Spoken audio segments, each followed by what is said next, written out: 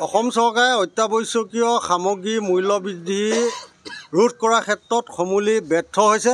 তাৰ কাৰণত আমি অসম জাতীয়তাবাদী যুৱ ছাত্ৰ পৰিষদে আজি সমগ্ৰ অসমতে জিলা সদৰত অৱস্থান ধৰ্মঘট কাৰ্যসূচীৰ জৰিয়তে মুখ্যমন্ত্ৰীলৈ স্মাৰকপত্ৰ প্ৰদান কৰি দাবী জনাইছোঁ যে অতি শীঘ্ৰে নিত্য ব্যৱহাৰ্য অত্যাৱশ্যকীয় সামগ্ৰীসমূহৰ মূল্য বৃদ্ধি ৰোধ কৰিব লাগে।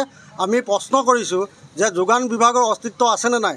যোগান বিভাগৰ যদি অস্তিত্ব আছে তেতিয়াহ'লে কিয় মূল্য বৃদ্ধি ৰোধ কৰাৰ ক্ষেত্ৰত যোগান মন্ত্ৰী আৰু যোগান বিভাগে কাৰ্যকৰী পদক্ষেপ গ্ৰহণ কৰা নাই? আমি ইয়াক প্ৰশ্ন কৰিছোঁ আৰু অতি শীঘ্ৰে অত্যাৱশ্যকীয় সামগ্ৰীৰ মূল্য বৃদ্ধি ৰোধ কৰিব দাবী জনাইছোঁ।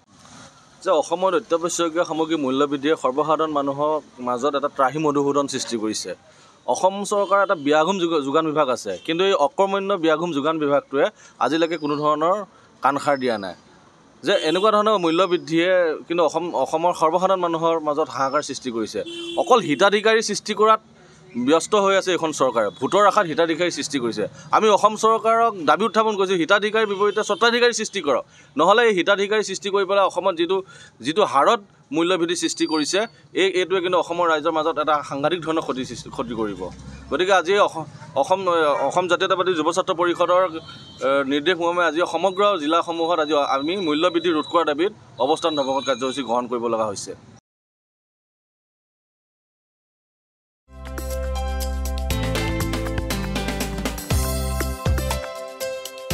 আপোনাৰ ঘৰখন আৰু অফিচ চালে চকুৰোৱাকৈ সজাওক। আজি আহক সকলো ধৰণৰ অত্যাধুনিক ফাৰ্নিচাৰৰ বাবে চিটি ফাৰ্নিচাৰ 6 মাইল গুৱাহাটী। আমাৰ ঠিকনা 6 মাইল পাঞ্জাবাৰী ৰোড পুৰবিতাৰীৰ সন্মুখত গুৱাহাটী। আমাৰ যোগাযোগ নম্বৰ 9435013969।